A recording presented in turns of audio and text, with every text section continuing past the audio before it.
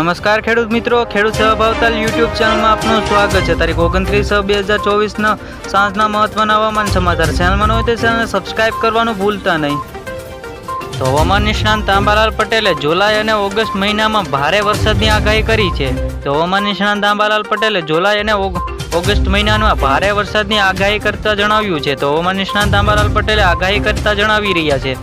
તો હવામાન નિષ્ણાંત આંબાલાલ પટેલે જણાવ્યું છે કે ભરૂચ, સુરત, નવસારી, વલસાડ, દમણ, દાદરાનગર હવેલીમાં તથા પોરબંદર, જૂનાગઢ, અમરેલી, ભાવનગર, ગીર સોમનાથમાં ભારે વરસાદ આગાહી કરી છે। તો ભરૂચ, સુરત, નવસારી, વલસાડ અને દમણ, દાદરાનગર હવેલીમાં પણ ભારે વરસાદની આગાહી કરતા જણાવી રહ્યા છે।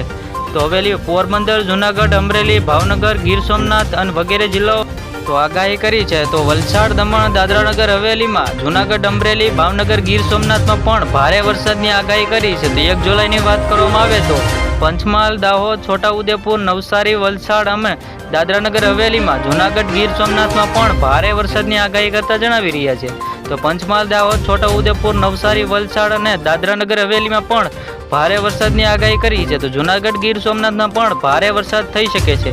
તો પંચમહાલ, દાહોદ, છોટાઉદેપુર, જૂનાગઢ, અમરેલી સિવાય ભારે વરસાદની આગાહી કરવામાં આવી રહી છે। તો 2 જુલાઈની વાત કરવામાં આવે તો નવસારી, વલસાડ, દમણ, દાદરાનગર હવેલીમાં ભારે વરસાદ થઈ શકે છે।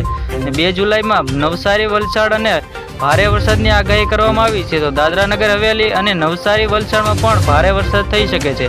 તો 3 જુલાઈમાં વરસાદની આગાહી છે। તો બનાસકાંઠા, નવસારી, વલસાડ, દમણ, દાદરાનગર હવેલીમાં ભારે વરસાદની આગાહી કરી છે।